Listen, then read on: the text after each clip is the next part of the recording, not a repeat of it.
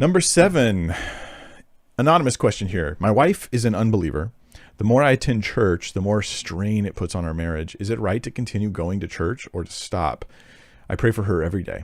And you put 1 Corinthians 7:14 in parentheses there. Let's look at that passage to see if that gives us context. The unbelieving husband is made holy because of his wife, and the unbelieving wife is made holy because of her husband. Otherwise, your children will be unclean, but as it is, they're holy. This is about a sanctification effect, not a salvation thing.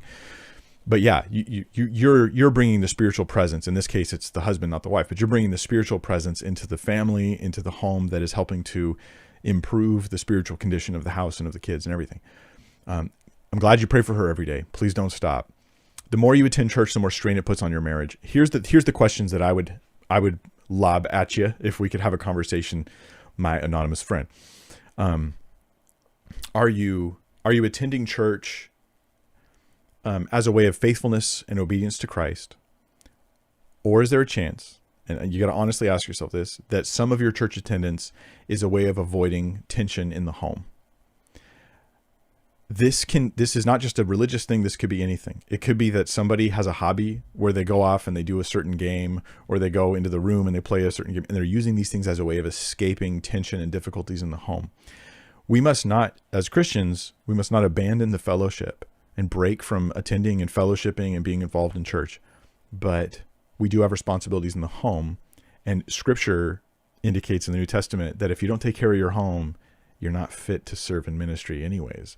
So there are those who use ministry as a way of getting out of the house and as a way of avoiding their responsibilities to their own family. I'm not saying you're doing this. This is not an accusation in any way, shape, or form.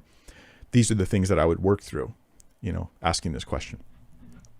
So if that's the case, if it's like, yeah, I'm actually avoiding, like I'm saying no to family things. I'm gone 5 days a week because I'm always like, I'm an usher for every event that happens at the church. I'm always gone.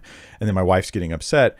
Okay, but this isn't just about fellowship and attendance and service. This is now about abandoning my responsibilities at home. So yeah, find that balance and realize that with an unbelieving wife, you will do less ministry than a couple who are both believing, who volunteer each other. Right? My wife supports me doing lots and lots of ministry. If she was not a believer, I would do less ministry. I know that sounds weird to you guys, but she's a ministry, and the needs of that ministry are important. And so I wouldn't stop serving the Lord. I wouldn't stop being Christian. I wouldn't stop attending church, but it would change how many hours, right? There's a night where I'm like, hey, do you mind if I study tonight? And she's like, oh, no, go ahead, because she supports what I'm doing. But if she was like, oh, I was really wanting to spend time together, then I'm going to say, oh, I won't study. Let's spend time together. So work through that. Consider it all.